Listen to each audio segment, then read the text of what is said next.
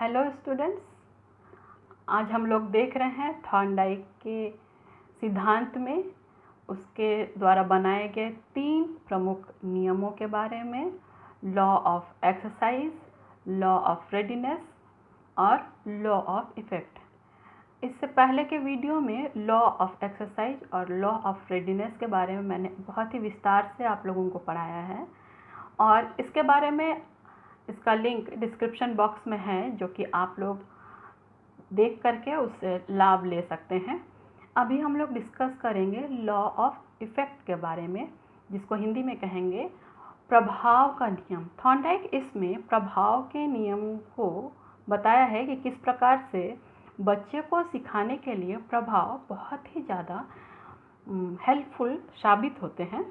ये प्रभाव का नियम जो है बच्चों में उत्पन्न होने वाले 2 बातों पे बेस्ड हैं, संतोष और असंतोष, जो कि बच्चों के अंदर मानसिक क्रिया के रूप में देखी जाती है। संतोष और असंतोष, जिसको इंग्लिश में कहेंगे सेटिस्फैक्शन एंड डिससेटिस्फैक्शन। थॉर्नडाइक का कहना है कि व्यक्ति को जिन कार्यों से संतोष मिलता है, जिस कार्य को करने से संतोष मिलता है, व्यक्ति उस कार्य को बार बार करता है, और जिस कार्य को करने से असंतोष मिलता है, सेटिस्फैक्शन नहीं मिलता है, अनसेटिस्फाइड रहता है उस कार्य से, वो उसको दोबारा बिल्कुल भी नहीं करना चाहता है। तो यहाँ संतोषप्रद कार्य या सेटिस्फैक्ट्री वर्क व्यक्ति को एक तरह से एनर्जी देता है, शक्ति देता है, और इससे वो सीख पाता है। और अनसेटिस्फैक्शन वाला जो काम रहता है वो व्यक्ति को कष्ट देता है, कहीं ना कहीं मन को आहत कर देता है, और वो उसको नहीं सीख पाता है। अगर हम लोग कहेंगे तो उद्दीपन अनुक्रिया के बीच में जो मजबूत संबंध बनाना होता है, ये अनसेटिस्फाइड कार्य जो है वो उस संबंध को मजबूत नहीं बना पाता है और व्यक्ति उस बात को नहीं सीख पाता है। अगर हम लोग देखें तो इसमें देखने के लिए मिलता है कि प्रभाव का नियम जो है वो उद्दीपन और अनुक्रिया में जो संबंध बनता है उसमें कहीं ना कहीं जो संबंध बनाना होता है वो या तो मजबूत बनता है या कमज़ोर बनता है।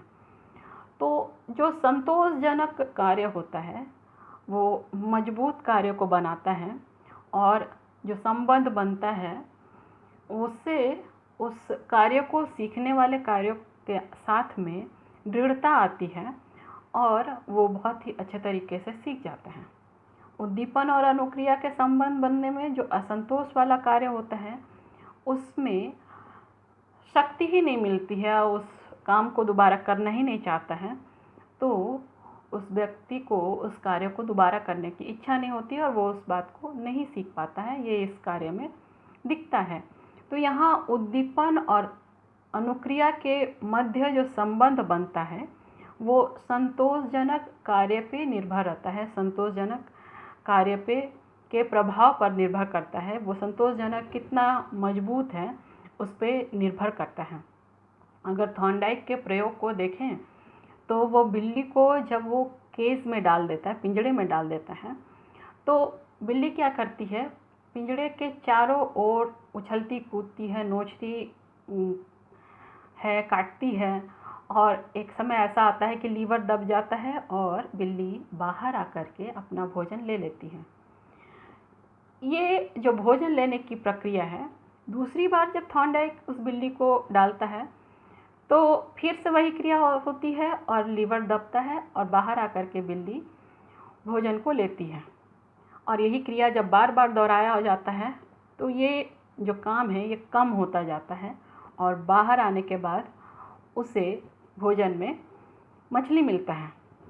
ये काम बार बार बिल्ली इसलिए भी करना चाह रही है क्योंकि बाहर निकलने के बाद उसे एक मछली मिल रही है।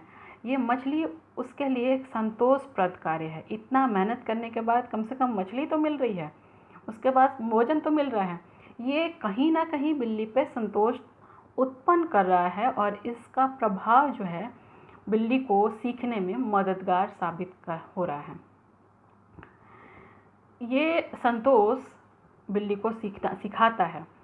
इसलिए मनोवैज्ञानिक हिलगार्ड और बोवर का कहना है कि प्रभाव के नियम से उद्दीपक और अनुक्रिया दोनों में संबंध स्थापित हो जाता है, और ये जो संबंध स्थापित होता है ये मजबूत और या फिर कमज़ोर रहता है, और जिसका कि संतोषजनक या असंतोषजनक प्रभाव होता है।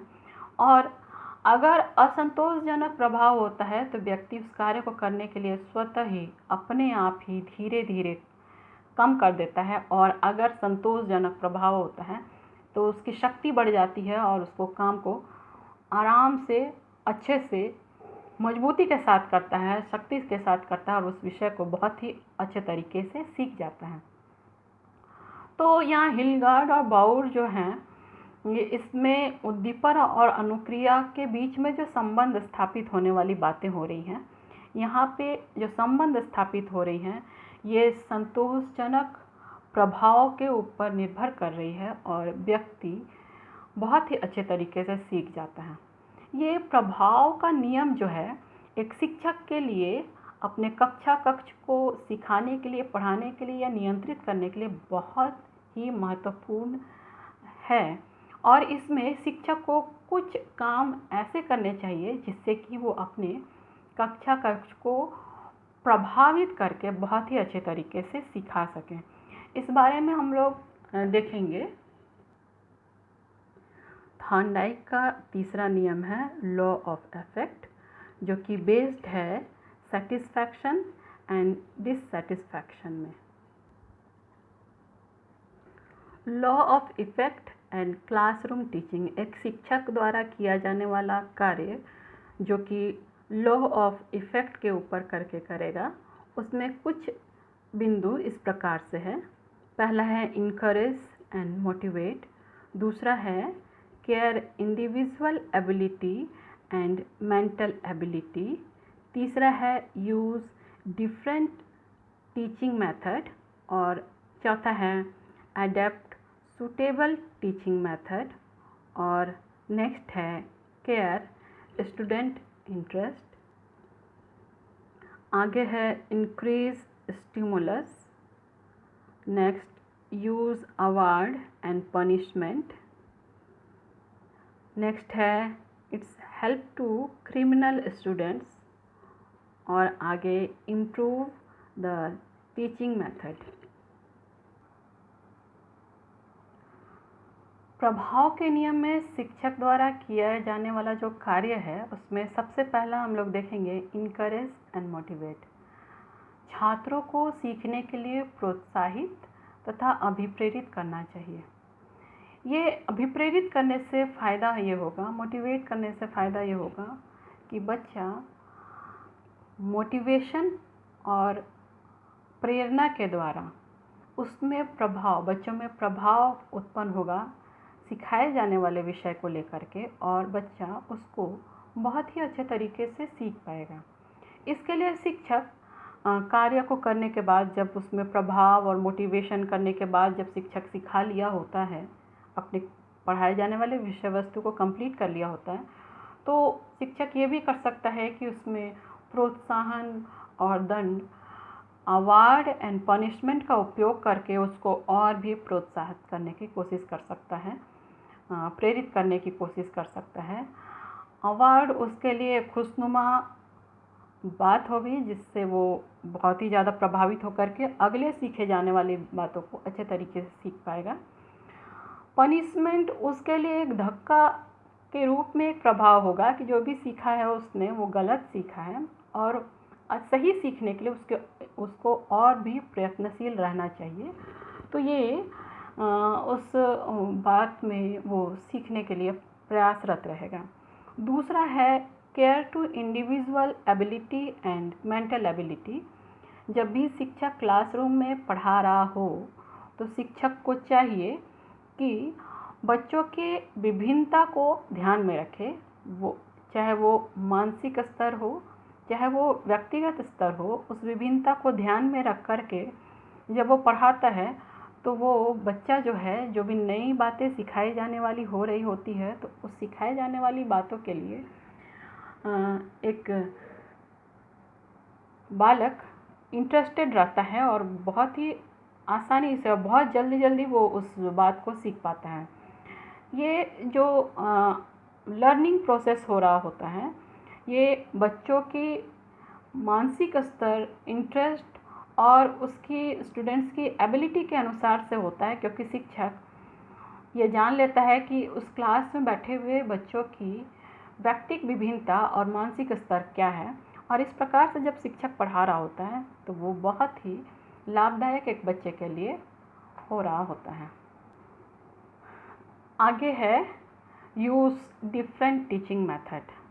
शिक्षक को लॉ ऑफ इफ़ेक्ट बताते हुए, लॉ ऑफ इफ़ेक्ट का यूज़ करते हुए क्लासरूम में चाहिए कि बच्चों को अलग अलग तरीक़ों से पढ़ाते रहे। जो भी तकनीक हमेशा से पढ़ाया जा रहा हो उससे कुछ हट करके अन्य अलग अलग शिक्षण विधियों के द्वारा वो पढ़ाए, या कह सकते हैं कि बच्चों को पढ़ाते समय शिक्षक को चाहिए कि शिक्षण विधियों में विविधता लाए और अच्छे से उस विधि को प्रयोग करते हुए शिक्षक उसको पढ़ाए। तो ये जो विधि है पुराने सिखाए जाने वाले ज्ञान को एक नए तरीके से रोचक तत्वों में बदल करके स्टूडेंट्स के सामने लाता है और स्टूडेंट्स बहुत ही अच्छे तरीके से सीख पाता है। नेक्स्ट है एडेप्ट सुटेबल टीचिंग मेथड। शिक्षक को चाहिए कि वो उस प्रकार के शिक्षण विधियों को सिखाने के लिए अपनाएं जिससे स्टूडेंट्स में संतोषजनक प्रभाव हो, सेटिस्फैक्शन हो बच्चों को उस विधि से पढ़ाने के बाद, कि बच्चा अच्छे तरीके से सीखने के लिए इफ़ेक्टिव हो जाए, एडेप्ट होकर ले उस बात को सीखने के लिए, एक्सेप्ट करने के लिए तैयार हो जाए। बहुत बार ऐसा होता है कि जब शिक्षक एक ही रीति से पढ़ा रहा होता है तो स्टूडेंट्स भी उस सिखाए जाने वाली बात के लिए मोनोटोनस हो जाते हैं, उदासीन हो जाते हैं। और इस उदासीनता का कारण ये हो जाता है कि शिक्षक अपने पढ़ाने के तकनीकों में कोई भी विविधता नहीं ला रहा होता है। ये विविधता नहीं लाने के कारण बच्चों में उस सिखाए जाने वाली बात के प्रति नकारात्मकता हो जाती है, क्योंकि बच्चों को लगता है कि क्या शिक्षक नई बातों को सिखा रहा है कि पुरानी ही बातों को दोहरा रहा है। तो ये इसके कारण से बच्चे में सीखना का जो प्रोसेस होता है वो थोड़ा सा प्रॉब्लमेटिक हो जाता है, कठिन हो जाता है, बच्चे नहीं सीख पाते हैं। नेक्स्ट है केयर स्टूडेंट इंटरेस्ट। यहाँ बच्चों में जो इंटरेस्ट है उसका भी ध्यान में रखना एक शिक्षक को सिखाते समय बहुत ज़रूरी है। बच्चों के इंटरेस्ट के अनुसार से जब शिक्षक सिखाता है तो उद्दीपन और अनुक्रिया के बीच में एक बहुत ही गहरा संबंध, जो कि उसके इंटरेस्ट से रिलेटेड है, बन जाता है और बच्चा संतुष्टि से और बहुत ही प्रसन्न मन से उस सिखाए जाने वाली बात को सीखता है और बहुत ही अच्छे तरीके से सीखता है। अगला है इंक्रीज स्टिमुलस।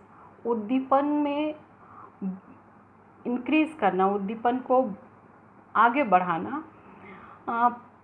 अनेकों प्रकार के प्रभाव जब शिक्षक प्रयोग करता है सिखाने के लिए, तो एक तरह से देख सकते हैं कि वो उद्दीपन में इंक्रीज़ कर रहा होता है, उद्दीपन के प्रयत्नों को बढ़ा रहा होता है। और इस तरह से बच्चे उस उद्दीपन से, नए नए उद्दीपन से बच्चा बहुत कुछ सीख पाता है। इस तरह से सीखने से वो बहुत ही आकर्षक तरीके से बच्चे सीख पाते हैं। एक तरह से कहे तो उसमें एक अच्छी आदत का निर्माण हो पाता है और बहुत ही रुचिपूर्वक तरीके से वो उस बात को सीख पाते हैं। फिर नेक्स्ट है यूज़ अवार्ड एंड पनिशमेंट। जब भी शिक्षक सिखा रहा हो तो इसके लिए ज़रूरी है कि शिक्षक पढ़ाए जाते समय या पढ़ाए जाने के बाद बीच बीच में ये देखते रहे कि जो भी पढ़ाया जा रहा हो वो सही रीति में स्टूडेंट्स उस बात को फॉलो कर रहे हैं या नहीं कर रहे हैं। अगर कर रहे हैं फॉलो, उस बात को सीख रहे हैं, तो उस बच्चे को अवार्ड से उस बच्चे को इनकरेज करना चाहिए, सीखने के लिए प्रभावित करना चाहिए कि बच्चा सीख पाए। अगर बीच बीच में चेक करने के दौरान ये पाता है कि बच्चा सही तरीके से नहीं सीख रहा है, या पढ़ाने के बाद शिक्षक चेक करता है कि बच्चा सही तरीके से नहीं सीखा है, तो उसको किसी ना किसी तरीके के दंड से उसको सिखाया जाना चाहिए। अब दंड अब ऐसा नहीं होना चाहिए कि बच्चे का मन शक्ति उसमें डिक्रीज़ हो जाए, उसका मनोबल गिर जाए और वो सीख ना पाए। इस प्रकार का दंड देना चाहिए कि उसके मनोबल को एक शिक्षक बनाते हुए उसे आगे लाने का प्रयास करें। यहाँ जब इस तरह से सिखाया जाता है, अनेकों प्रयोगों के द्वारा, अनेकों विधियों के द्वारा, प्यार से उसकी बालक की रुचि को ध्यान में रखते हुए, उसके इंटरेस्ट को ध्यान में रखते हुए, बालक की व्यक्तिगत विभिन्नता को ध्यान में रख के पढ़ाया जाता है, तो बहुत सारे ऐसे बच्चे होते हैं जो मेन लीग से हट कर के होते हैं। मैं उन बच्चों की बात कर रही हूँ जो कि जिनके परिवार बैकवर्ड परिवार से, पिछड़े परिवारों से आते हैं। बच्चे क्रिमिनल हो जाते हैं, बच्चे शरारती हो जाते हैं, बच्चे अनेकों समस्याओं से, मानसिक अवसाद से ग्रसित हो जाते हैं। जब शिक्षक इस तरीके से पढ़ाता है तो वो शिक्षक के इस तरीके से पढ़ाने से कहीं ना कहीं उस बालक को ये सेटिस्फैक्शन मिलता है कि उसे भी कहीं ना कहीं अपनाया जा रहा है, एक्सेप्ट किया जा रहा है, और उसकी जो अपराधी प्रवृत्ति होती है उससे उस बच्चे को निकलने का मौका मिलता है। तो यहाँ पे इस तरह से प्रभाव के द्वारा जो नियम है, प्रभाव का जो नियम है, इस तरह से शिक्षक काम करने से बच्चों में हो रहे क्रिमिनल प्रवृत्ति को, अपराधी प्रवृत्ति को हटाता है। ये हेल्प करता है क्रिमिनल स्टूडेंट्स के लिए। इस तरह से शिक्षक एक तरह से अपने शिक्षण विधियों को में सुधार लाने का भी उसमें मौका मिलता है। शिक्षक सुधार ला पाता है अपने विधियों से और बच्चों को अच्छे तरीके से सिखा पाता है। ये थे सीखने के नियम में से लॉ ऑफ इफ़ेक्ट, प्रभाव के नियम, जिसका उपयोग शिक्षक अगर अपने क्लासरूम में करे तो बहुत ही अच्छे तरीके से अपने क्लासरूम को सिखा सकता है, प्रभावित कर सकता है और बहुत ही आगे अपने बच्चों को ले जा सकता है। तो आज इतना ही बताएंगे। इसके लिए एक बात और भी बताना चाहूँगी कि इसके लिए क्वेश्चन भी आते हैं परीक्षा में कि थॉर्नडाइक के प्रभाव के नियम का उपयोग एक शिक्षक किस तरह से अपने कक्ष को प्रभावशाली बनाने में कर सकता है। कभी कभार एक सुटेबल एग्जाम्पल से आप उसको क्लियर करें, इस तरह के भी क्वेश्चन आते हैं। तो मैंने कोशिश किया है इस वीडियो में आप लोगों को सारी बातों को बताने का। उम्मीद है ये वीडियो आपके शिक्षण के लिए बहुत ही प्रभावशाली सिद्ध होंगे। इसके साथ ही थैंक यू।